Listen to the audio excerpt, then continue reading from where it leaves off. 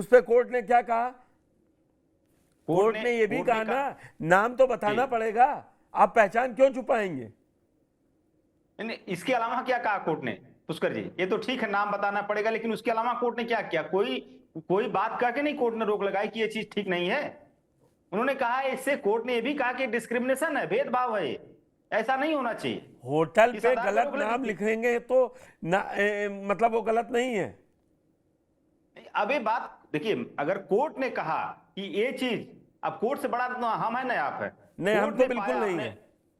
जी, मैं बिल्कुल नहीं हूं। नहीं कोई नहीं राजनीतिक है, पार्टियां हो सकती हैं। नहीं नहीं बिल्कुल नहीं सर, बिल्कुल नहीं। देखिए, तो मैं देखिए घटना को जोड़ते हुए चलिए, उसके बाद क्या घटना आई? वक्फ बोर्ड की जमीन के लेकर मामला उठा।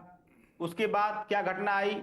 एक और नई घटना की, माननीय योगी जी का, कि बटोगे तो कटोगे। और ये बटने कटने की बात कौन कर रहा है? जो सैकड़ों सालों से बंटवारे की राजनीति करते आए हैं। आप देखिए, पिछड़ों के, दलितों को मूंछ रखने पे पिटाई, घोड़ी चढ़ने पर पिटाई, और तमाम चारपाई में बैठ जाने पे पिटाई, शादियों के लिए ये सब भाजपा करती पुलिस की है, बुकिंग तक हो। ये सब भाजपा जी, करती है। आप ये आरोप उन्हीं के लगा रहे हैं। उन्हीं के संगठन के जुड़े हुए लोग करते हैं पुष्कर जी, उन्हीं के अवधेश जी, संगठन के। आप देखेंगे ना, अब अवधेश जी देखेंगे सुन तो रहे हैं उन्हीं के इनको? संगठन। बता रहे हैं कि आप जी, तो शुरुआत से ये करते चले आ रहे हैं। बिल्कुल आज से नहीं। देखिए, मोहन भागवत जी जब कहते हैं, एक सुर में देखिए सबकी, योगी जी की बात, माननीय मोदी जी की बात, मोहन भागवत जी की बात, और आरएसएस भाजपा की बात, आप सबकी बातों में एक ही चीज पाएंगे पुष्कर जी, कोई अलग नहीं मिलेगा। और सबकी विचारधारा कहां से आती है? वो आरएसएस से आती है, और वो विचारधारा है ठीक बंटवारे है, की इस पे पृष्ठभूमि पे जरा लगी आरएसएस की विचारधारा। विचारधारा पे अवधेश जी की बात ले लूं मैं। बोल रहे हैं वो आरएसएस बीज बोती है, वही बात अफजाल भी कह रहे थे। वो डिकोड पे आपने उसको, मैंने सवाल आपसे पूछा था। पुष्कर जी, अगर आप 10 सेकंड समय दे तो मैं बस अपनी बात खत्म करूंगा। तो ये भी व्यक्ति निर्माण की संस्था में आ जाते हैं। अभी इनके नेता मोहन भागवत जी के बयान का बड़ा हवाला दे रहे थे, लग रहा था इन लोगों का हृदय परिवर्तन हो रहा है। अरे आरएसएस तो व्यक्ति निर्माण की सर्वश्रेष्ठ पूरे दुनिया की संस्था है, जो व्यक्तियों का निर्माण करती है, और जो इस देश में राष्ट्र के परम वैभव की बात करती है। वो तो विश्व बंधुत्व की बात करती है, सर्वजन सुखाय की बात करती है, सर्वे भवन्तु सुखिनः की बात करती है। अशोक जी, आप भी नजदीक आइए आरएसएस के, समझिए आरएसएस लीजिए को। अशोक जी, आपको आरएसएस ज्वाइन करने के लिए इनविटेशन मिल गया। आप पूरी कीजिए बात। देखिए, मैं यही कह रहा था पुष्कर जी, बंटवारे की बात मैं कर रहा था। ये बंटवारे की बात कोई नई नहीं इनकी है। आप 1942 के लमसम देखिए, जब जिन्ना की पार्टी मुस्लिम लीग जब इस देश में बंटवारे की पृष्ठभूमि लिख रही थी, तब जो हिंदू संगठन इनका है, या आरएसएस जो है, इसके जो मुखिया उस समय थे श्यामा प्रसाद मुखर्जी जी, इनका क्या स्टैंड था? जब पूरा देश आंदोलनरत था अंग्रेजों को भगाने के लिए, तब ये लोग क्या कर रहे थे? ये लोग मुस्लिम लीग के साथ मिलकर NWFP, north west frontier province में सरकारें बनाई, बंगाल में सरकारें बनाई, सिंध में सरकारें। तो ये लोग क्या करते हैं? ये बंटवारे की पृष्ठभूमि तो आजादी के पहले से इनकी है, और आज तक चली आ रही है। आप देखिए, चुनाव है तो इसको सबको यूनाइट कर रहे हैं। ठीक है, चुनाव खत्म हो जाएगा, मुझे पूछना था ये चुनाव, चलिए आपने जल्दी कर दी। राशिद जी, आवाज आ रही है आपको? जी आ रही है सर। बहराइच तो बहुत पीछे छूट गया, एनकाउंटर पर सियासी मुठभेड़, एनकाउंटर शुरू हो गया है और एक दूसरे को बिल्कुल कट टू कट, वो कह रहे हैं तुम बांटने की राजनीति कर रहे हो, वो कह रहे हैं कि तुम बांटने की राजनीति कर रहे हो, और जो मर गया उसके लिए कोई कह रहा है कि हम पैसे भी दे रहे हैं, मदद पहुंचा रहे हैं, दूसरा मदद नहीं पहुंचा रहा है।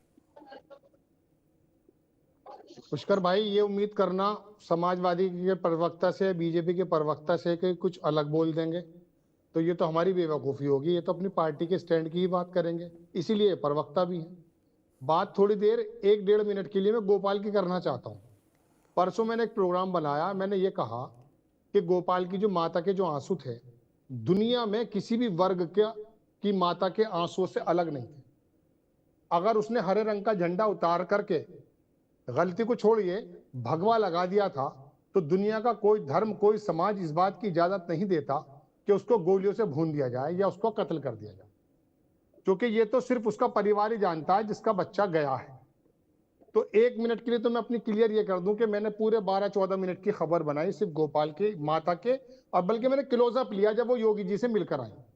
इस बात को मैं इसलिए मुझे मजबूरन बताना पड़ा कि अगली बात मैं इससे मुतजाद करने वाला हूं।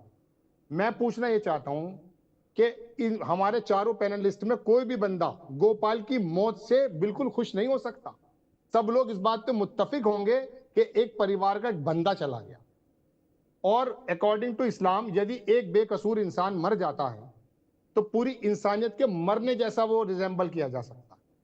लेकिन अब मैं दूसरी बात करना चाहता हूं कि ऐसे गोपाल और कितने चाहिए राजनीतिक दलों को। सवाल है ये, वो मस्जिद के आगे, मंदिर के आगे, मदरसे के आगे जो गाली गलौज वाला वो जो लगाया जाता है भाषण या जो भी कुछ होता है, मुझे नहीं मालूम, गाना बजाना या किसी के मंदिर पे चढ़ जाना, किसी के मस्जिद पे चढ़ जाना, उसके एक जमाने से वो चल रहा है। कितने लोगों को योगी आदित्यनाथ की सरकार ने या समाजवादी पार्टी की सरकार अगर होता होगा उस वक्त, तो कितने लोगों को ऐसे चिन्हित करके जेल में डाला है। जरा इसका डाटा ये दोनों प्रवक्ता दे दें, पहली बात।